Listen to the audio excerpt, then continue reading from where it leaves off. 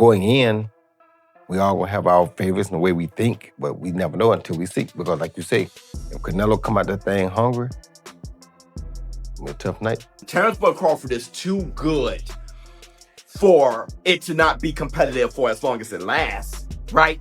I just think Canelo is gonna knock him out. I think he's gonna stop him. The hype around this fight is Canelo's fading because he's getting decisions while he's basically dropping everyone he fights. So I don't see where you're fading at, but Floyd got praised for getting decisions. What happens when boxing's biggest star meets boxing's most dangerous closer? Canelo Alvarez versus Terence Crawford is more than a fight, it could rewrite history. Stay tuned. Experts believe the fight between Canelo Alvarez and Terence Crawford could end in explosive fashion. Roy Jones Jr., while speaking with Andre Ward, called it a true 50-50 matchup because both fighters are elite in their own ways. Still, Jones admitted he leans toward Canelo. He explained that if Canelo enters the ring with the same hunger and drive he showed earlier in his career, it could become a very tough night for Crawford. First hear about it, Dre. I like a lot of things about the fight. I like that Bud took his time when it beefed up early because he knew it was coming. So when you got time to get ready and get right, that's a big thing. You can't take nothing away from Canelo. Canelo has been there for a while. Great puncher, great boxer puncher. If Bud can take the punch, which we're pretty sure he can do, we'll have a good fight on our hands. I think there are several ways for Bud to win it, but one way for Canelo to lose it. I ain't gonna disclose none of that, but that's just my thoughts. We'll do that as we get closer. Exactly. Yeah. But do you feel comfortable saying who you think the winner gonna be? No, I'm not gonna say I'm gonna feel comfortable saying it because I like both guys. And when you got two guys of their caliber, you can't really count either guy out. You know that yourself. That's a fact. Bud is a champion.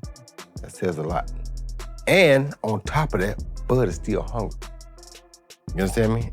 Canelo did his thing too, but I don't know if he got that hunger still left in him. You understand me? And that's what I think, that's the only thing that bothers me. If he's still hungry, then we in for a good night.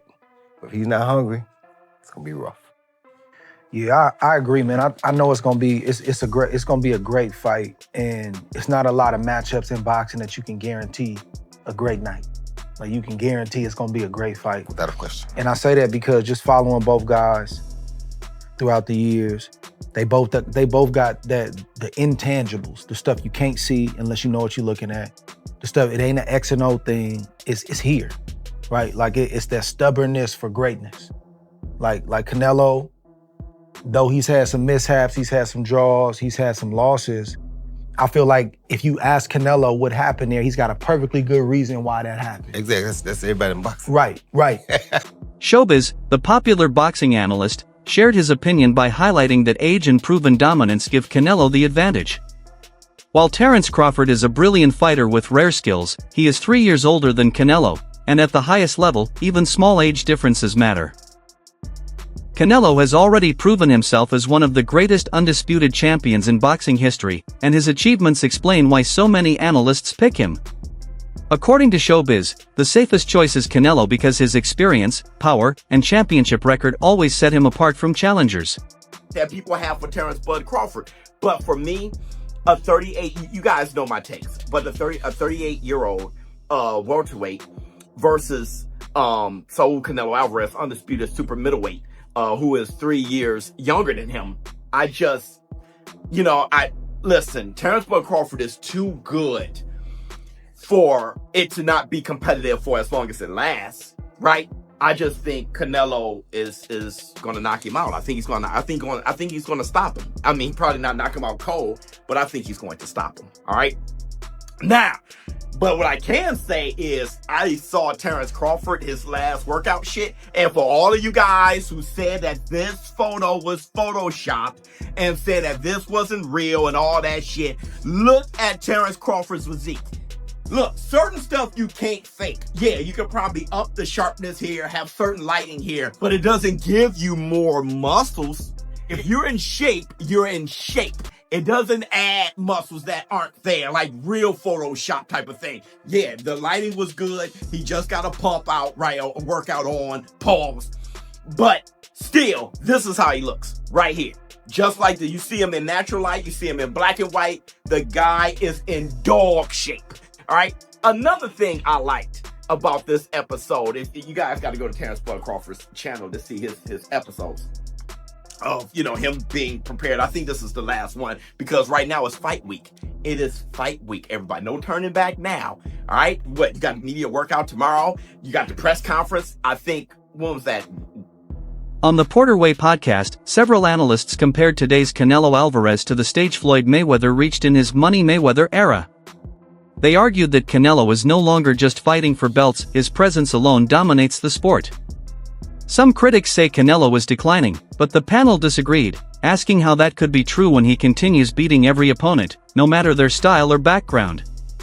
They praised him as the greatest Mexican fighter and the best undisputed champion of this generation. In their view, claims of decline are more about people refusing to give Canelo the respect he deserves. At the point where Floyd was at, you know, where I remember covering Floyd for the Maidana fight, and you know, my question to him live was, did you really pay $1.5 million for Maidana not to wear these horsehair gloves? And it's like, I don't have to tell you. And that's it. I'm Floyd. I told you I don't have to tell you, and he walks away. It's like, boxing is so different. Look at this and Floyd's the best fighter of my lifetime. I was a little too young to watch Roy in the early 90s. That would have been a challenge to that claim, but it's I've been saying, like, just as important as his great career has been what he's left behind, and what he's left behind it isn't good. You know, Yeah. look what it's producing. No, I think everybody agrees with that. Effect. Yeah, the Mayweather effect. So, but there's a double standard because Canelo's in his what would you call it? Money Canelo era? yeah. And you know, to bring it back to the main subject of Crawford and Canelo, the hype around this fight is Canelo's fading because he's getting decisions while he's basically dropping everyone he fights. So I don't see where you're fading at, but Floyd got praised for getting decisions. yeah, but You don't see a fade from Canelo? that skull fight was rough. I mean, but that was more. I don't think that was a fade. I don't think that was a fade more than it was self-entitlement, right? It's like, I'm Canelo. I'm not chasing you. 100%. He didn't win the fight. Like, forget CompuBox. Because CompuBox is someone just like me with their Great Adventures clicker going just like this. So, you know, I can use my own television and my own eyes. Analyst at Oladipo, however, leaned toward Terence Crawford. He pointed out that Crawford usually begins fights with sharp precision, and he expects him to start strong against Canelo. More importantly, he emphasized Crawford's ability to close fights. Known as one of the best finishers in the sport, Crawford not only wins but often dominates his opponents in the later rounds. Ad's confidence comes from the belief that once Crawford finds his rhythm, he can take control of the fight and secure a convincing victory. Each other and saying some stupid shit. Casual fans are like, oh, 1 second, what's going on? Like, is there something going on over there? And I feel like these two would do that. Plus, you know, it's going to be a decent fight. It will be a decent fight. Do you know who, somebody you mentioned it there, do you know who, not disappointed in terms of how his career has been going, I think it's going quite well, but that he's not a bigger name as Boot Dennis. Yeah. That guy has the style, everything, the flair, everything to be a big star, and he's just not. And do you know what I think it is? I'm not having a go at Eddie Hearn or anything. I think it's the matchmaking. I think he's fighting guys, even now, go to 154, he needs those big fights. He needs those because at the end of the day, David Avanesian, it's like, okay, he's a good fighter, but like, they're going to put butts in seats. Yeah, no, you're right. I mean, there's only so long you can matchmake him against people that we don't care about. Yes. Like even Stanionis, unification fight, Stanionis was good, but okay, you beat Stanionis, it has to be a bigger name. Yeah. I mean, Virgil Ortiz has been screaming for you. Erickson Lubin's there, just as something exciting, another American maybe. Sometimes you need that. But the American fans won't relate to him fighting non-Americans that we don't even know. Yeah. I mean, we don't even know some of these guys that he's fighting, so that doesn't help. Anyway, look, we could go on and on and on and on, but this is Canelo Terence Crawford special. It is. Because guys, we are filming this on Monday. So we're only, 5 days away. I'm already smiling. From what people call thinking about the this fight of fight. the century. Multi-division world champion Nonito Donaire gave a balanced perspective. He acknowledged that Canelo has spent years in this weight class and earned his spot through many battles. Canelo's natural power at this size is undeniable. Crawford, on the other hand, has not yet proven himself at the heavier divisions. For Donaire, the big question is how Crawford will handle the extra weight on fight night. Despite that, he still called it a true 50-50 fight because Crawford's skill level is so high that he can adapt and surprise even the toughest opponents. You know, Canelo's been in this weight for a very long time, and he's gained that body, that experience. He has the power. He has the accolades to show it all off too. And of course, with Terence, I believe is the more skillful fighter, but he's going up a lot of weight classes to get there. He's never fought in 160, so that's a question. Is that weight really gonna affect him or not? The moment he gets hit in the arm or anything like that, is he gonna think otherwise? You know, that's the question. But when it comes down to it, the way they are, Crawford is very skillful. He's very talented. He can box, he can brawl, he can do anything. But then Canelo also has that power to neutralize things. But they've always had problem with people who walks or runs around him or moves around him. So that's the question that I have to give it a 50-50 because I give Canelo the power, the leverage in this weight. But then I give the skills and the talent and the speed to Crawford. And that's why this is going to be a very, very, very interesting and entertaining fight. Another analyst reflected on Canelo's early boxing journey, noting how unusual his natural development was. Even as a teenager, Canelo carried power far beyond his years, something that most fighters only build through time and training. That raw strength never faded, it became the foundation of his professional style. Over the years, opponents have consistently mentioned the heaviness of his punches and how he wears them down. Even after countless championship fights, Canelo's power remains one of his most dangerous weapons. For Crawford, who has never faced someone with this exact combination of size, power, and experience, this poses a serious challenge. Many believe that once the exchanges heat up, Canelo's punches could decide the fight. Power. Even when Canelo was a young lad, a young Canelito, aka Cinnamon, growing up in Mexico, you hear Eddie Reynoso and Eddie Reynoso's father, who trained Canelo first, talk about how he's a big kid for his age. He was muscled up at 13, 14 when he started boxing in Guadalajara. He was knocking out grown men by the age of 15, 16. And I know Terence Crawford was doing the same over in Omaha, Nebraska. My point is, Canelo has always carried some power, carried some strength, carried some devastation in his hands, and that's gone up with him. And I know that people have questioned that because who really carries that kind of power going up? But Canelo's been able to do it. And, you know, people like Manny Pacquiao have been able to do it. Usually you go up, and when you go up in weight, your skill carries the bill. And Canelo has skill, and Manny Pacquiao had skill, but there's still that nasty, nasty power in his hands. And one of the things that we have seen is that Canelo, regardless if he's being outboxed maybe early in fights, or regardless if people have landed on him, look at the Caleb Plant fight, look at the Billy Joe Saunders fight. Again, not saying they're the same talent level, but he has found at many points of those fights. Even if he's quote unquote being outboxed, he has found the button. The one that maybe didn't work as well, or two places I would say, were obviously Floyd Mayweather, Dimitri Bivol, and the Triple G fight, because Triple G was just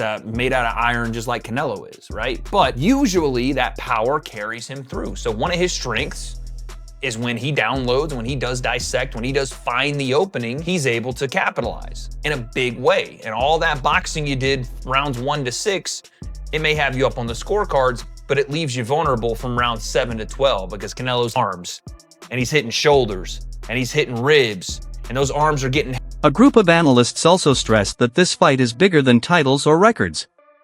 They believe the result could completely change how the sport views both men. For years, Canelo has been seen as nearly untouchable, the face of boxing, and admired for adapting to every style.